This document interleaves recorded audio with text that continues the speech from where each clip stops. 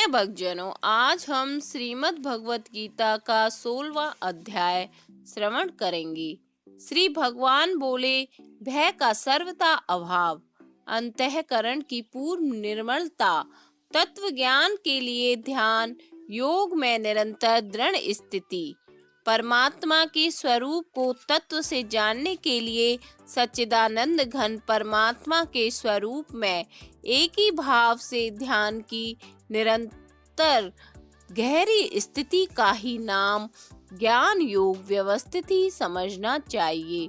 और सात्विक दान, इंद्रियों का दमन, भगवान, देवता और गुरुजनों की पूजा तथा अग्निहोत्र आदि उत्तम कर्मों का आचरण एवं वेद शास्त्रों का पठन पाठन तथा भगवान के नाम और गुणों का कीर्तन, स्वधर्म पालन के लिए कष्ट सहन और शरीर तथा इंद्रियों के सहित अंतःकरण की सरलता, मन, वाणी और शरीर से किसी प्रकार भी किसी को कष्ट न देना, यथार्थ और प्रिय भाषण, अंतःकरण और इंद्रियों के द्वारा जैसा निश्चय किया हो वैसे का वैसा ही प्रिय शब्दों में कहने का नाम सत्य भाषण है। अपना अपकार करने वाले पर भी क्रोध का न होना, कर्मों में कर्तापन के अभिमान का त्याग, अंतःकरण की उपरति अर्थात चित्त की चंचलता का अभाव, किसी की भी निंदा आदि न करना, सब भूत प्राणियों में हेतु रहित दया, इंद्रियों का विषयों के साथ संयोग होने पर भी उनमें आसक्ति का न होना, कोमलता, लोक और शास्त्र से विरुद्ध आचरण में लज्जा और व्यर्थ चेष्टाओं का अभाव।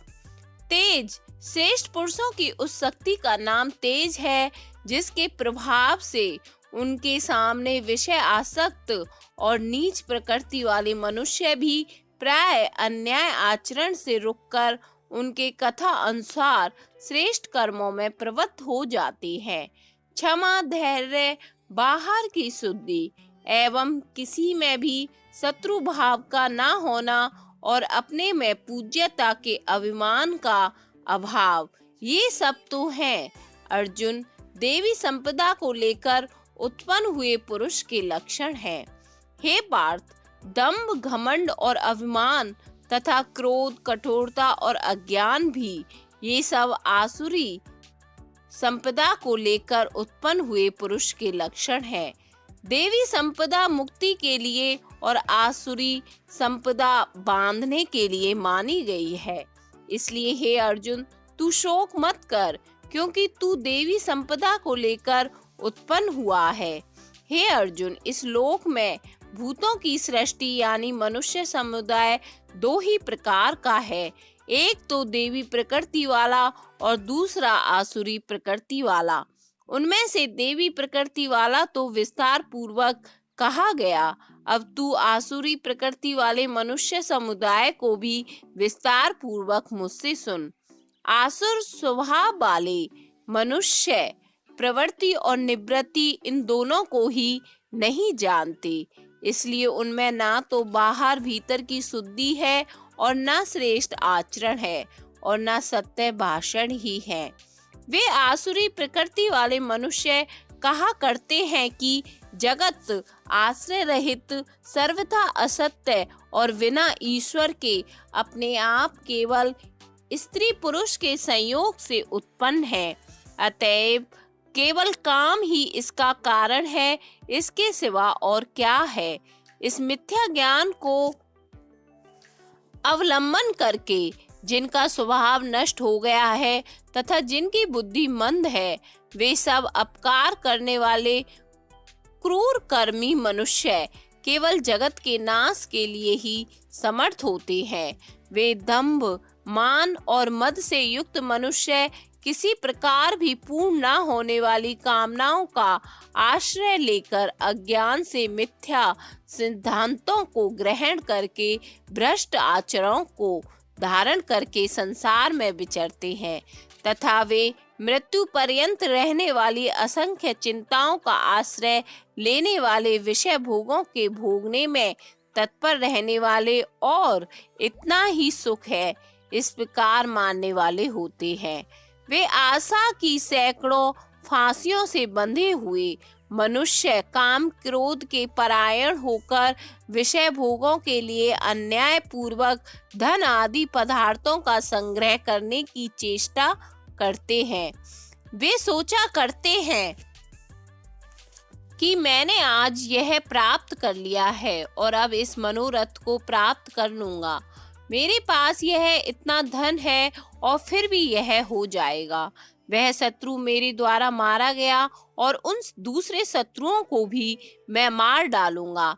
मैं ईश्वर हूँ, ऐश्वर्य को भोगने वाला हूँ, मैं सब सिद्धियों से युक्त हूँ और बलवान तथा सुखी हूँ।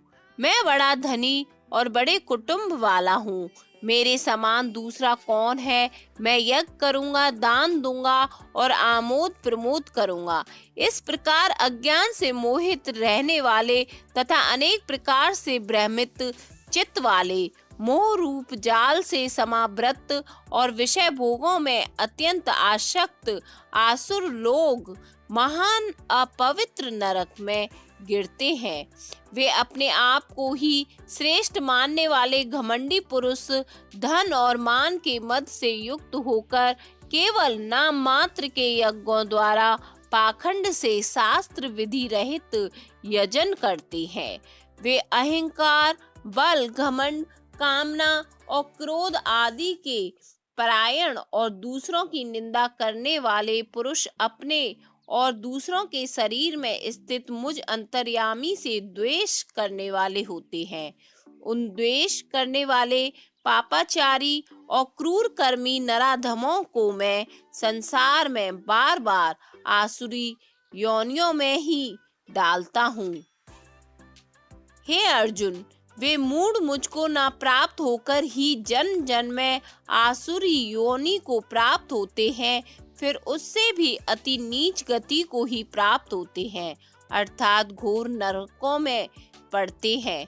काम, क्रोध तथा लोभ, ये तीन प्रकार के नरक के द्वार सर्व अनर्थों के मूल और नरक की प्राप्ति में हेतु होने से यहाँ काम, क्रोध और लोभ को नरक के द्वार कहा है। आत्मा का नाश करने वाले अर्थात उसको अधोगति में जाने वाले हैं, अतएव इन तीनों को त्याग देना चाहिए। हे अर्जुन, इन तीनों नरक के द्वारों से मुक्त पुरुष अपने कल्याण का आचरण करता है। अपने उद्धार के लिए भगवत आज्ञा अनुसार बरतना ही अपने कल्याण का आचरण करना है। इससे वह परम गति को जाता है, अर्थात मुझको प्राप्त हो जाता है।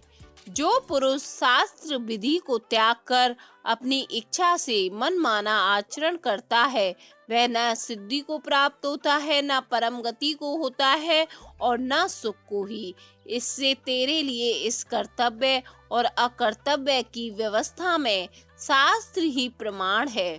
ऐसा जानकर तू शास्त्र विधि से नियत कर्म ही करने योग्य है। उपनिषद, ब्रह्म विद्या तथा योग शास्त्र रूप श्रीमद् भगवत गीता के श्री कृष्ण अर्जुन संवाद में पुरुषोत्तम योग नाम का 16वां अध्याय संपूर्ण हुआ।